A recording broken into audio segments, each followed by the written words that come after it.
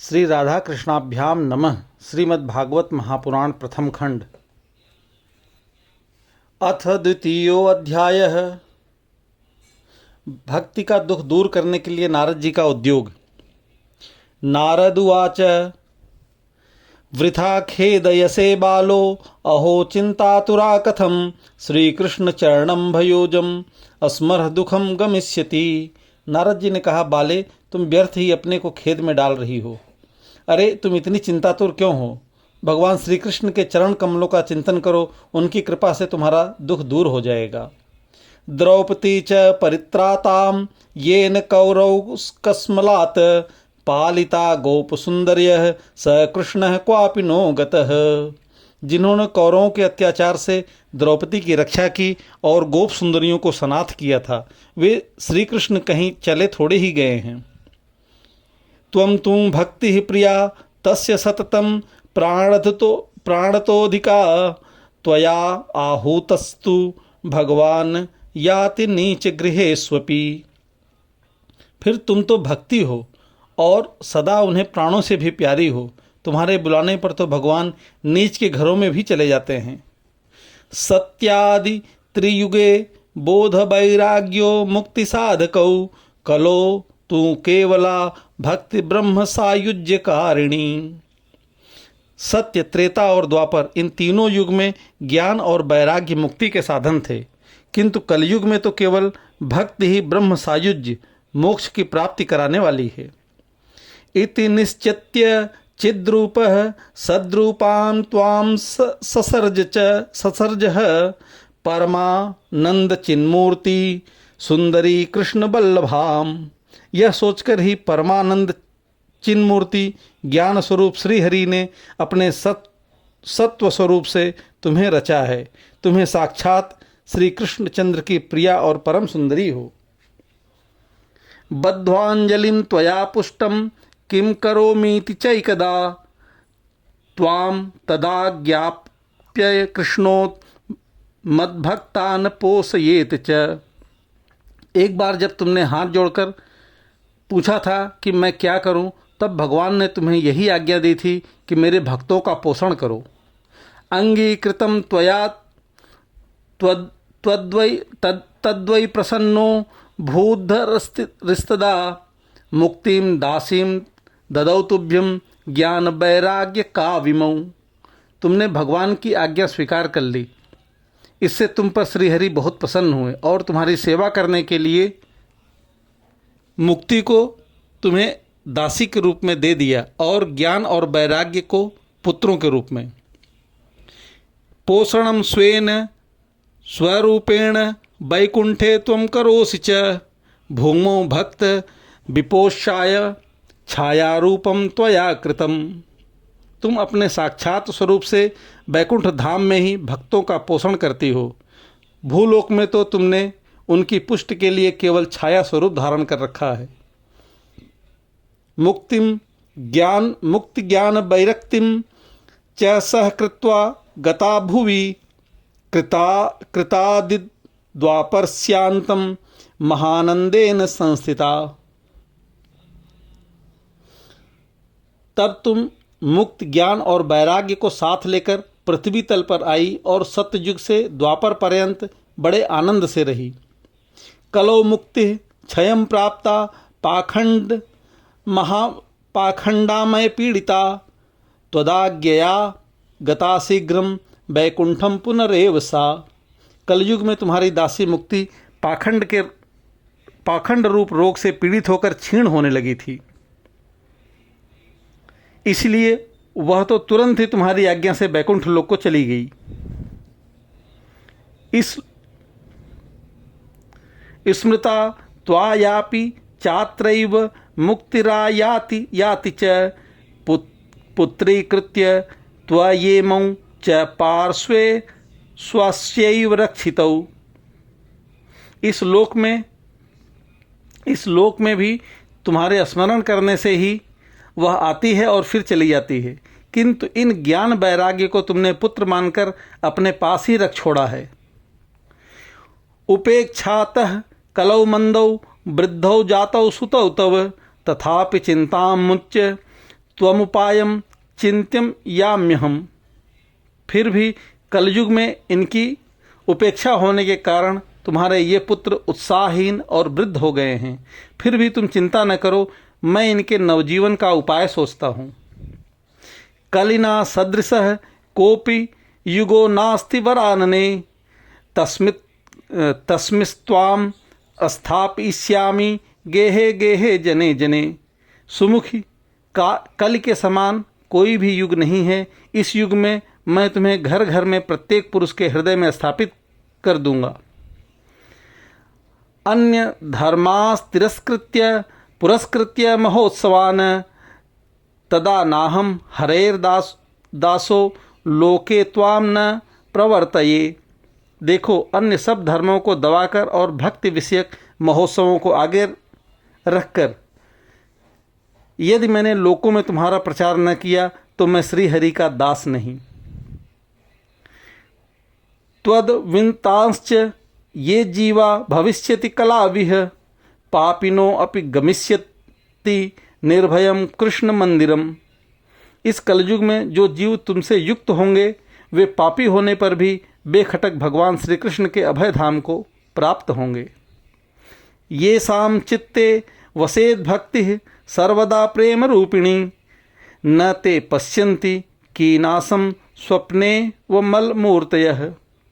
जिनके हृदय में निरंतर प्रेम रूपिणी भक्ति निवास करती है वे शुद्ध अंतःकरण पुरुष स्वप्न में भी यमराज को नहीं देखते हैं। न प्रेतो न पिशाचो वा राक्षसो वासुरोपि वा भक्त युक्त मनस्कानाम स्पर्शने न प्रभुर्भवेत। जिनके हृदय में भक्ति महारानी का निवास है उन्हें प्रेत पिशाच राक्षस या दैत्य आदि स्पर्श करने में भी समर्थ नहीं हो सकते।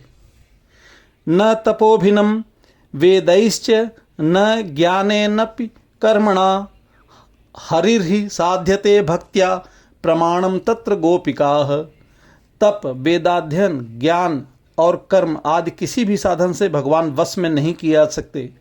वे केवल भक्ति से ही वशीभूत होते हैं। इसमें श्री गोपीजन प्रमाण हैं। नृणाम जन्म सहस्रेण भक्तौ प्रतीर्हि जायते कलौ भक्तिर्भक्ता कृष्ण पुरा स्थितः। मनुष्यों का सहस्रों जन्मों के पुण्य प्रताप से भक्ति में अनुराग होता है। कलयुग में केवल भक्ति ही सार है। भक्ति से तो साक्षात श्री कृष्ण चंद्र सामने उपस्थित हो जाते हैं। भक्ति द्रोह कराये च ते सीदंति जगत्रये दुर्वासा दुख मापन्न पुरा भक्त विनिंदकः। जो लोग भक्ति से द्रोह करते हैं वे तीनों लोकों में दुख ही दुख पाते हैं।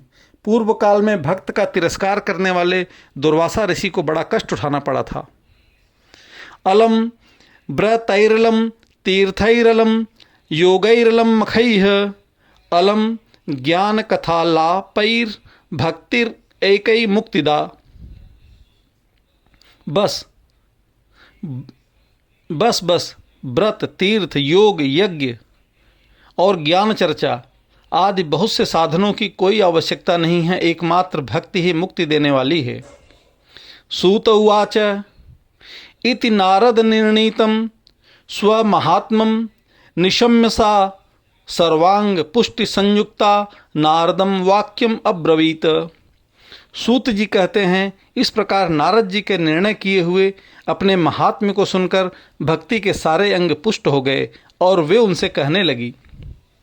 भक्तिरुवाच अहो नारद धन्यो असि प्रीतिस्ते मयि निश्चला न कदाचिद् मुंचामि चित्ते स्थाप्यामि सर्वदा।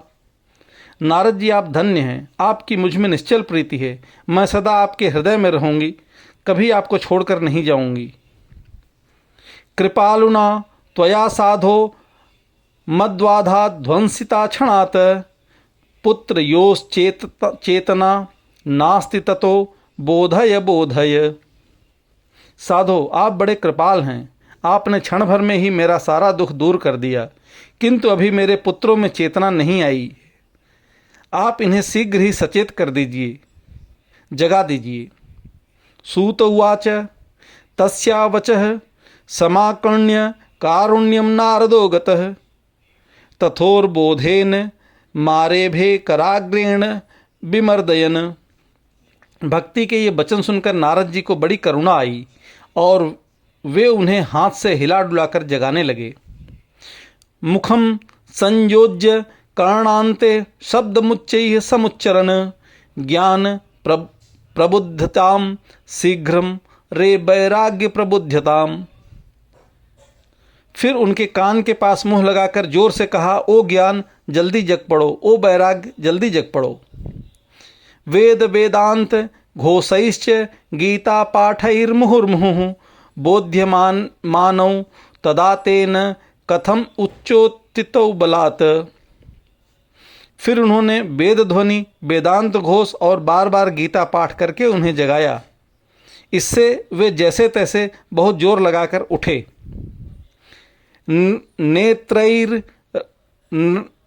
नेत्रैर्नवलोकन्ति जम्भृन्तौ सालसावुभौ बकवत्पालितौ प्रायः शुष्क समांगकौ। किंतु आलस्य के कारण वे दोनों जम्हाई लेते रहे, नेत्र उघाड़ कर देख भी नहीं सके। उनके बाल बगुलों की तरह सफ़ेद हो गए थे।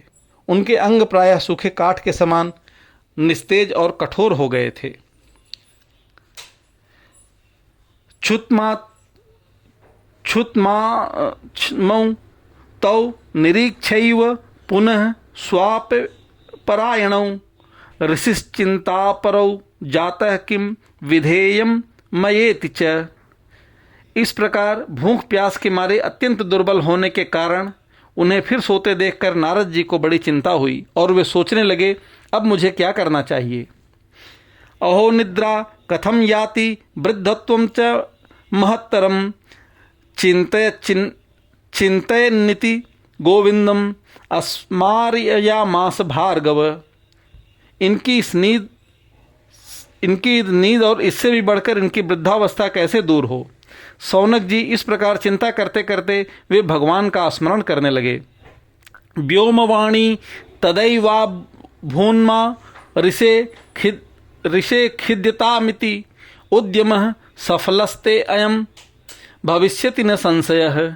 उसी समय यह आकाशवाणी हुई कि हे मुने, खेद मत करो, तुम्हारा यह उद्योग निसंदेह सफल होगा। एतदर्थ तु सत्कर्म सुरर्षे तुम समाचर तत्ते कर्मा भी ध्यास्यन्ति साधवः साधुभूषणा। देवर्षे, इसके लिए तुम एक सत्कर्म करो, वह कर्म तुम्हें संत शिरोमणि महानुभाव बतलाएंगे।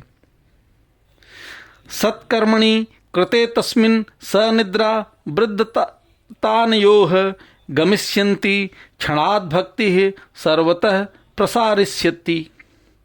उस सत्कर्म का अनुष्ठान करते ही क्षण भर में इनकी नींद और वृद्धावस्था चली जाएगी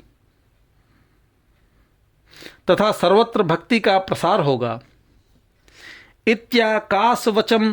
इत्याकाशवचः अस्पष्टं तत् सर्वैरपि विश्रुतं नारदो विस्मयं लेभे नेदम ज्ञातमिति ब्रुवन्। यह आकाशवाणी वहाँ सभी को साफ साफ सुनाई दी। इससे नारद जी को बड़ा विस्मय हुआ और वे कहने लगे, मुझे तो इसका कुछ आशय समझ में नहीं आया। नारद उवाच अनया आकाशवाण्यपि गोप्ययेन निरूपितं किं वा तत्साधनं कार्यं येन कार्यो भवेत्तयो। नारद जी ने कहा, इस आकाशवाणी ने भी गुप्त रूप में ही बात कही है। यह नहीं बताया कि यह कौन सा साधन किया जाए जिससे इनका कार्य सिद्ध हो। क्व भविष्यन्ति संतस्ते कथम दास्यन्ति साधनम मा यात्र किम प्रकर्तव्यम यद उक्तम व्योम भाषया। वे संत न जाने कहाँ मिलेंगे और किस प्रकार उस साधन को बताएंगे। अब आकाशवाणी ने जो कुछ कहा उसके अनुसार मुझे क्या करना चाहिए। सूत उवाच तत्र द्वावपि संस्थाप्य निर्गतो नारदो मुनिः तीर्थम तीर्थम विनिष्क्रम्य पृच्छन् मार्गे मुनीश्वरान।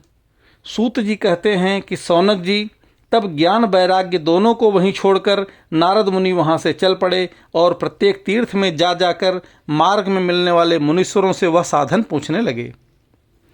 वृत्तान्तः श्रूयते सर्वैः किंचित निश्चिंत यो नोच्यते असाध्यम केचन प्रोचुर दुर्गे यामिति चापरे मूकी भूतास्त तथान्ये तू कियंतस्तु पलायिता।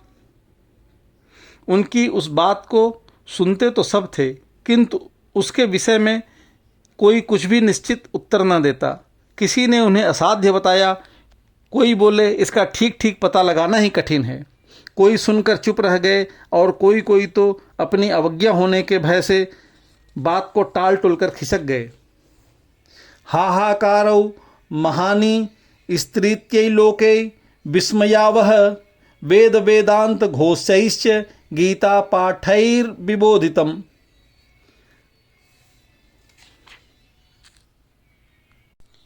त्रिलोकी में महान आश्चर्यजनक हाहाकार मच गया। लोग आपस में कानाफूसी करने लगे। भाई, जब वेद ध्वनि, वेदांत घोष और बार बार गीता पाठ सुनने पर भी भक्त ज्ञान और वैराग्य ये तीनों नहीं जगाए जा सके, तब और कोई उपाय नहीं है। भक्ति ज्ञान विरागाणाम नोदतिष्ठत्रिकम यदा उपायो नापरो अस्तीति कर्णे कर्णेन जपन जनाः। स्वयं योगीराज नारद को भी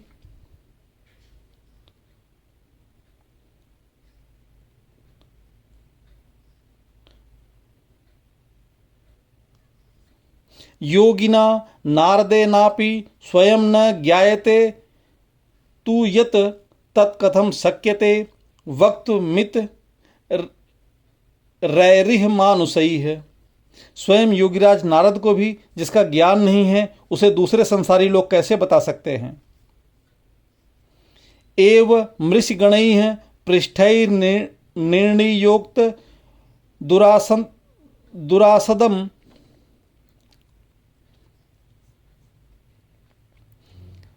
इस प्रकार जिन जिन ऋषियों से इसके विषय में पूछा गया, उन्होंने निर्णय करके यही कहा कि यह बात दुसाध्य ही है। ततश्चिंतातुरः सोऽथ बदरी वनमागतः तपश्चरामि चात्रेति तदर्थ कृत निश्चयः। तब नारद जी बहुत चिंतातुर हुए और बदरी वन में आए। ज्ञान वैराग्य को जगाने के लिए वहां उन्होंने यह निश्चय किया कि मैं तप करूंगा। तवददर्श पुरतः सनकादिन मुनीश्वरान कोटि सूर्य समाभासानुवाच मुनिसत्तमः। इसी समय उन्हें अपने सामने करोड़ों सूर्यों के समान तेजस्वी सनकादि मुनीश्वर दिखाई दिए। उन्हें देखकर वे मुनिश्रेष्ठ कहने लगे। नारदुवाच इदानीम भूरि भाग्येन भवद्भिः संगमो अभवत् कुमारां ब्रुवतां शीघ्रं कृपां कृत्वा ममोपरि। नारद जी ने कहा, महात्माओं, इस समय बड़े भाग्य से मेरा आप लोगों के साथ समागम हुआ है। आप मुझ पर कृपा करके शीघ्र ही वह साधन बताइए। भवन्तो योगिनः सर्वे बुद्धिन्मन्तो बहुश्रुताः पंचहायन संयुक्ता पूर्वेशामपि पूर्वजा। आप सभी लोग बड़े योगी, बुद्धिमान और विद्वान हैं। आप देखने में 5-5 वर्ष के बालक से जान पड़ते हैं, किंतु हैं पूर्वजों के भी पूर्वज। सदा वैकुंठ निलया हरि कीर्तन तत्पराः लीलामृत रसोन्मत्ताः कथा मात्रैक जीविनः। आप लोग सदा वैकुंठ में निवास करते हैं, निरंतर हरि कीर्तन में तत्पर रहते हैं, भगवत लीला अमृत का रसास्वादन कर सदा उसी में उन्मत्त रहते हैं और एकमात्र भगवत कथा ही आपके जीवन का आधार है। हरिः शरणमेव हिम नित्यम येषां मुखे वचः अतः काल समादिष्टा जरायुष्मान्न बाधते। हरिः शरणम, भगवान ही हमारे रक्षक हैं, यह वाक्य मंत्र सर्वदा आपके मुख में रहता है। इसी से काल प्रेरित वृद्धावस्था भी आपको बाधा नहीं पहुंचाती है। ये साम भ्रूभंग मात्रेण द्वारपालौ हरेः पुरा भूमौ निपातितौ सद्यो यत्कृपात् पुरम गतौ। पूर्व काल में आपके भ्रूभंग मात्र से भगवान विष्णु के द्वारपाल जय और विजय तुरंत पृथ्वी पर गिर गए थे और फिर आपकी कृपा से ही वे पुनः बैकुंठ लोक में पहुंच गए। अहो भाग्यस्य योगेन दर्शनम भवतामिह अनुग्रहस्तु कर्तव्यो मयि दीनैः दया परैः। धन्य है, इस समय आपका दर्शन बड़े सौभाग्य से हुआ है। मैं बहुत दीन हूँ और आप लोग स्वभाव से ही दयालु हैं, इसलिए मुझ पर आपको अवश्य कृपा करनी चाहिए। अशरीर गिरोक्तम यतंक्ति साधन मुच्यताम अनुष्ठेयम कथम तावत प्रभुवंतु सविस्तरम। बताइए, आकाशवाणी ने जिसके विषय में कहा है वह कौन सा साधन है और मुझे किस प्रकार उनका अनुष्ठान करना चाहिए, आप इसका विस्तार से वर्णन कीजिए। भक्ति ज्ञान विरागाणाम सुखम उपद्यते कथम स्थापनम सर्ववर्षेण प्रेम पूर्वक प्रयत्न। भक्त ज्ञान और वैराग्य को किस प्रकार सुख मिल सकता है और किस तरह से इनकी प्रेम पूर्वक सब वर्णों में प्रतिष्ठा की जा सकती है। कुमारा उचुः माम चिंता कुरु देवर्षे हर्ष चित्ते समावह उपायः सुख साध्यतो अत्र वर्तते पूर्व एव ही। सनकादि ने कहा, देवर्षे आप चिंता न करें, मन में प्रसन्न हो, उनके उद्धार का एक सरल उपाय पहले से ही विद्यमान है। अहो नारद धन्योऽसि विरक्तानां शिरोमणि है सदा श्री कृष्ण दासा नाम अग्रणी योग भास्करः। हे नारद जी, आप धन्य हैं, आप विरक्तों के शिरोमणि हैं, श्री कृष्ण दासों के शाश्वत पथ प्रदर्शक एवं भक्त योग के भास्कर हैं।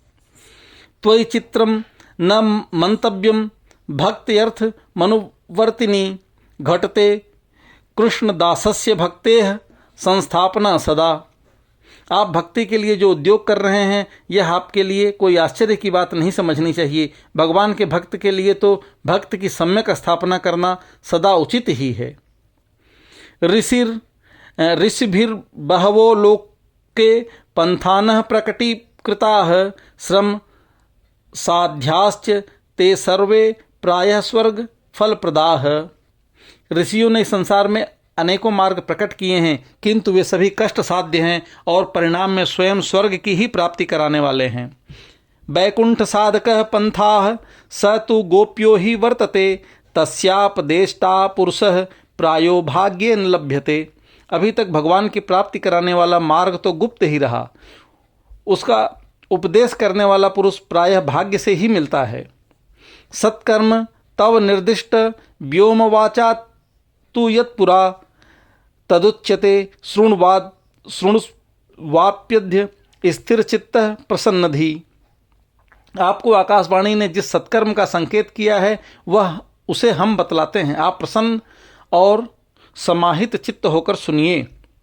द्रव्य यज्ञास्तपोज्ञया योग यज्ञास्तथा परे स्वाध्याय यज्ञान यज्ञाश्च ते तु कर्म विसूचकाः।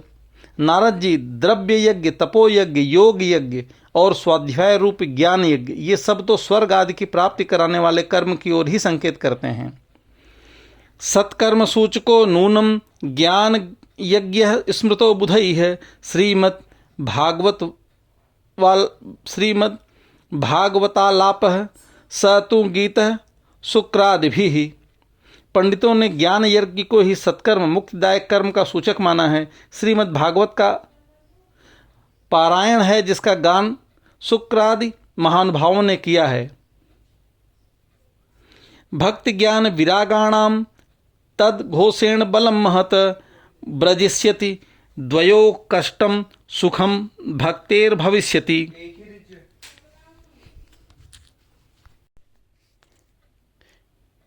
उसके शब्द सुनने से ही भक्ति ज्ञान और वैराग्य को बड़ा बल मिलेगा।